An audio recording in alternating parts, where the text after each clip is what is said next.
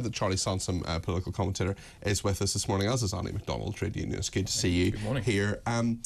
Charlie, your thoughts on the Red Sea situation and the implications for us here in the UK. What are your thoughts on this? I had concerns about us being in the region when the government said that we were there to kind of stop things from escalating with the Israel and Hamas stuff going on. Now that we've got this going on further down the southerly part of Arabia, near Yemen, I find it quite concerning, because I wonder whether or not we're provoking the situation with our presence there, because obviously we've got a long history in the Middle East which isn't very good. Well, it's a big question, isn't it? Because it's a question of, are the strikes that we're having there, I mean, Grant Shapps, the Defence Secretary, says we're running out of patience, are they actually helping or hindering or prolonging this? What do you think? I think it will make things worse, because like you said when you were talking about your story before you started bringing us on, is that people that are religiously fanatical don't care about dying.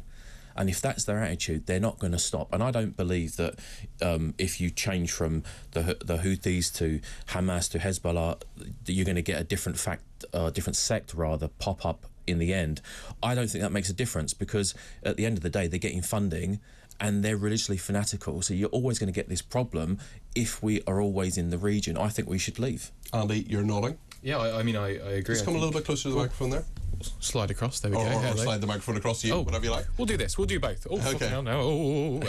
But anyway, no, yes. So looking at the Middle Eastern region, I mean, we've got to think about, there's always going to be a vacuum, no matter what.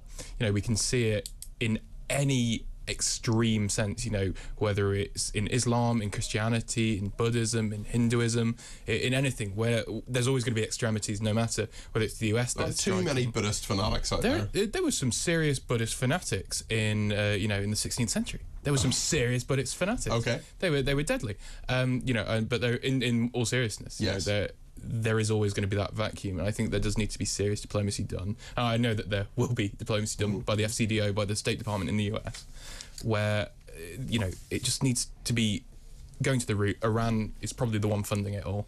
Yeah. We need to stop going to the root. You know, we need to catch the arsonist and stop fighting the fires.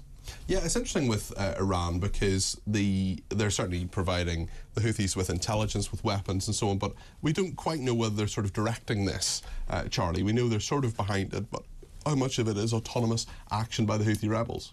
I think that they're probably being given direction. I don't think that they would necessarily have the capabilities on their own, from what I can gather, from what I've read about them, to know exactly who they're attacking and what the tactics should be. It doesn't seem probable in that regard. They've just come out of a massive civil war. They've come out of conflict with Saudi Arabia. I'm not entirely sure why they're trying to pick a fight here. And I do stand by the right for the British Navy, the Royal Navy, to actually defend British interests abroad. But like I said earlier, I don't actually think our presence in the region militarily will help anything at all. Okay, well, what do you think about this? 0344 499 1000 is the number to call. Take as many calls, texts and tweets as I can between now and 1 o'clock. As I say, 0344 499 1000. Tommy is there waiting to take your call. And if you haven't made a call before to this station, well, we always welcome returning callers, whether they're frequent, infrequent, or people who haven't given us a call before, because what you do, you ring up Tommy, you make your point briefly to him, and then we give you a call back between now and 1 o'clock and get you on the air. 0344 499 1000.